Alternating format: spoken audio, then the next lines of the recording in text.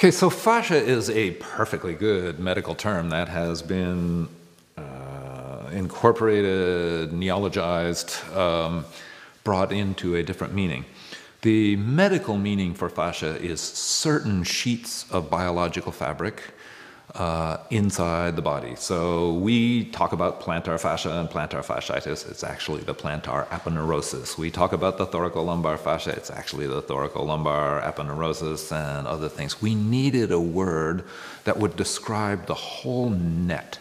Your body is held together by a net. If you're 65% water, depending on how fat you are, you're somewhere near 65% water, and how old you are.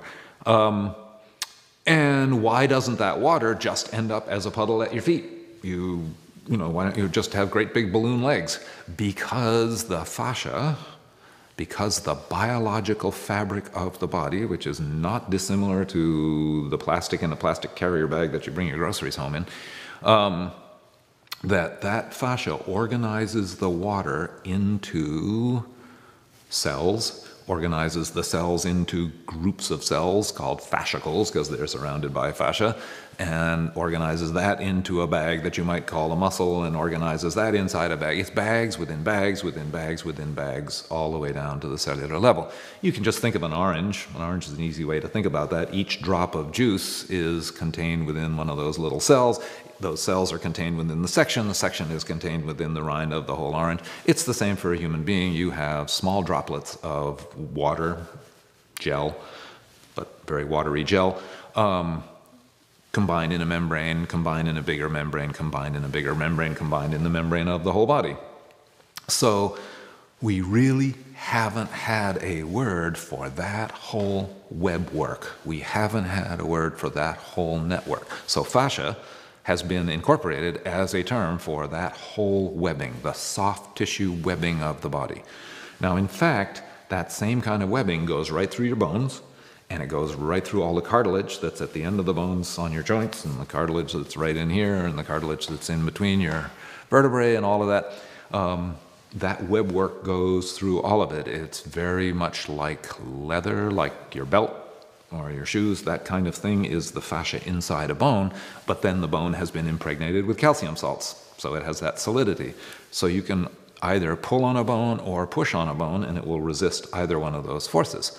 Tendons, if you push on it, it's going to collapse, but it's great for tension. So tendon, in the new use of the word fascia, tendon is part of the fascia. All of the fascia that goes around the muscles and within the muscles and through the muscles and around the organs and through the organs and in between everything, it's all this network. And the only reason that it's new, it's not a new tissue. You've been dealing with, if you're a trainer, you've been training fascia since you started training. If you're a body worker, you've been working with fascia since you put your hands on the body. You can't avoid it. It's right under the skin here. So you're gonna come in contact with it. The only thing that's new, what's new is we're considering it as a system.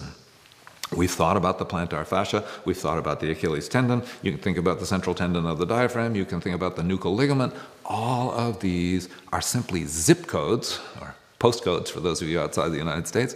These are areas, but they have no separation. It's really important that you understand this. The science is that there is no separation between these things.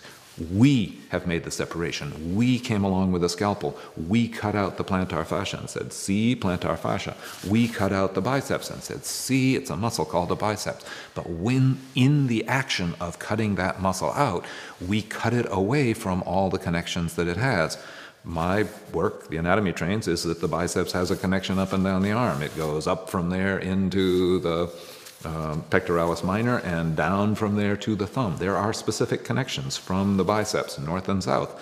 There are also connections from the biceps east and west. It connects to the brachialis. It connects even over the intermuscular septum into the triceps fascia. When you are doing your preacher curl, you may be training the muscle of the biceps, but you're training all kinds of fascia around it. You're training the fascia that goes to the brachialis. You're even training the fascia of the triceps. I didn't say the muscle. You're training the fascia of the triceps when you're doing a preacher curl. And the ligaments, we've thought about the ligaments. Oh, nothing's happening with the ligaments, nothing's happening with the ligaments, nothing's happening with the ligaments. Bang, the ligaments come into use only when I get out to the end of the motion, whatever that end of the motion is. First I hit the muscle, then I'm going to hit the ligaments. And if you put my arm behind my back and lifted it up like you were my older brother trying to get me to do something, that pushing the head of the humerus against the weak part of the ligamentous capsule in the shoulder will persuade you to do anything that your older brother says.